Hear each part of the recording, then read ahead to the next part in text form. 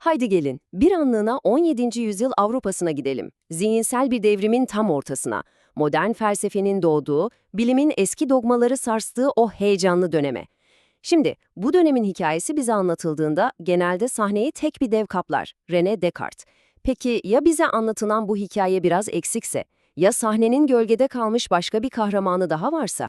Bugün felsefe tarihine dönüp baktığımızda 17. yüzyılı neredeyse tamamen Descartes'in gözünden görüyoruz, değil mi? Aklın ve şüphenin filozofu, modern düşüncenin kurucusu. Ama o dönemde yaşayan bir entelektüel için durum hiç de böyle değildi. Onlar için sahnede tek bir dev yoktu, iki dev vardı ve Descartes'e karşı son derece güçlü bir alternatif mevcuttu. Pierre Gassendi. Bakın bu alıntı durumu o kadar net özetliyor ki Gassendi'nin kendi zamanındaki entelektüel ağırlığını sarsıcı bir şekilde ortaya koyuyor. Yani o bir dipnot falan değildi, resmen felsefi bir kutup yıldızıydı. Descartes'in o mutlak kesinlik arayışına, rasyonalizmine şüpheyle bakan bir zihin için Gassendi'nin felsefesi sadece bir seçenek değil, gidilecek en bariz, en mantıklı adresti. İşte bu analizimizdeki temel soru da tam olarak bu. Bir zamanlar Descartes'in en büyük rakibi olarak görülen bu adam kimdi? Ve daha da önemlisi, fikirleri bu kadar etkili olmasına rağmen nasıl oldu da bugün adı neredeyse hiç anılmıyor? Gelin bu gizemi çözmek için hikayenin başına dönelim. Gassendi'yi anlamak için önce şunu bilmemiz lazım. O, Fil Dişi Kulesi'nde soyut düşünceler üreten bir filozof değildi. Tam tersine, Avrupa'nın en parlak zihinlerinin fikir alışverişinde bulunduğu bir kavşağın tam merkezinde duruyordu. Şu zaman çizelgesine bir bakın, ne kadar etkileyici. Mütevazı bir başlangıcın nerelere varabileceğinin kanıtı gibi.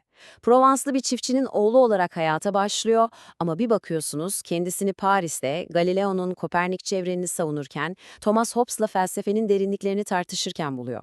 Özellikle Marin Mersennel'le olan dostluğu sayesinde Avrupa'daki hiçbir önemli düşünsel gelişme onun radarından kaçmıyordu.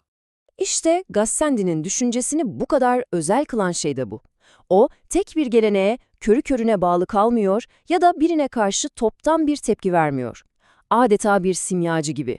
Hümanizmin insancıllığını, Aristotelesçiliğin mantıksal titizliğini ve yeni mekanik felsefenin o ampirik ruhunu alıp kendi düşünce potasında eritiyor, bu da onun felsefesini inanılmaz zengin bir sentez haline getiriyor.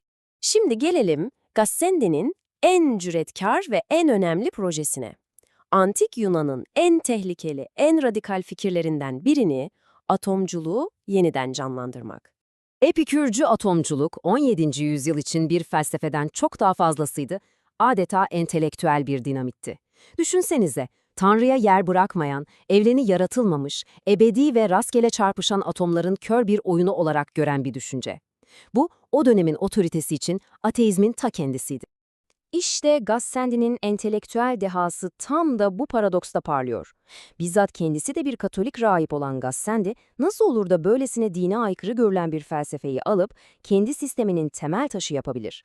Cevap, onun bu antik fikri alıp teolojik bir çerçeve içinde yeniden şekillendirmesindeki o cüretkar dehasında gizli.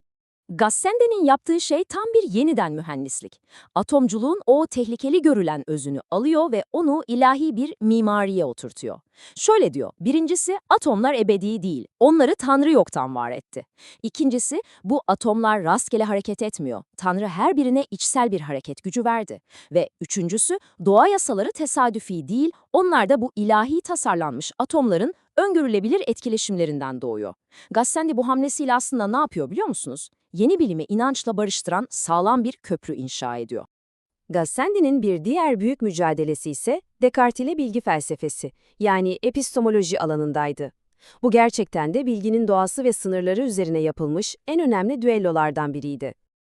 İki düşünür arasındaki temel ayrım o kadar net ki, Descartes için gerçek bilgiye giden yol zihnin içine, doğuştan gelen fikirlere, saf aklın ışığına doğruydu. Amacı neydi? Sarsılmaz, mutlak bir kesinlik. Gassendi içinse tüm bilginin başlangıç noktası dış dünyaydı. Duyularımızla topladığımız verilerle mutlak kesinliğe değil, en olası ve en makul açıklamaya ulaşmayı hedeflerdi.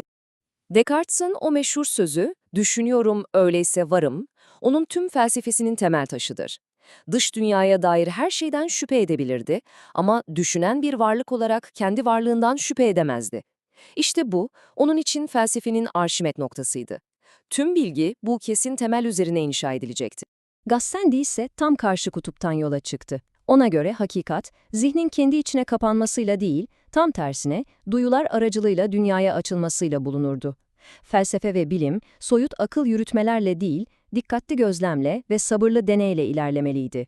Bu aslında modern ampirizmin tohumlarını eken bir manifestoydu. İşte Gassendi'nin epistemolojisinin vardığı nihai durak, probabilizm. Yani bu görüşe göre insan aklı sınırlıdır ve şeylerin ardındaki nihai gerçekliğe dair mutlak kesinliğe asla erişemez. Yapabileceğimiz en iyi şey, elimizdeki kanıtları tartarak en makul, en olası teoriyi inşa etmektir. Bu, bilime kibirden arınmış, daha mütevazı ama aynı zamanda çok daha işlevsel bir yol haritası sunuyordu. Peki, madem Gassendi bu kadar merkezi bir figürdü, neden felsefe tarihinin ana sahnesinden çekildi? İşte işin ilginç yanı da bu. Cevap basit bir unutuluş hikayesi değil. Aslında Gassendi'nin fikirleri o kadar başarılı oldu ki, modern düşüncenin dokusuna işleyerek anonimleşti. Ve biz de kaynağını unuttuk. Gassendi'nin mirası ondan sonra gelen devlerin düşüncelerinde adeta yankılandı. John Locke'ın tüm bilginin deneyimle başladığını savunan empirizmi doğrudan Gassendi'nin duyulara yaptığı vurgudan beslenir. Ve tabii ki Isaac Newton.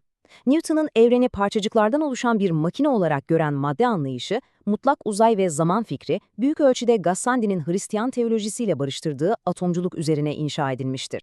Yani Gassendi aslında felsefi savaşı kaybetmedi. Tam tersine o kadar kazandı ki fikirleri anonimleşti.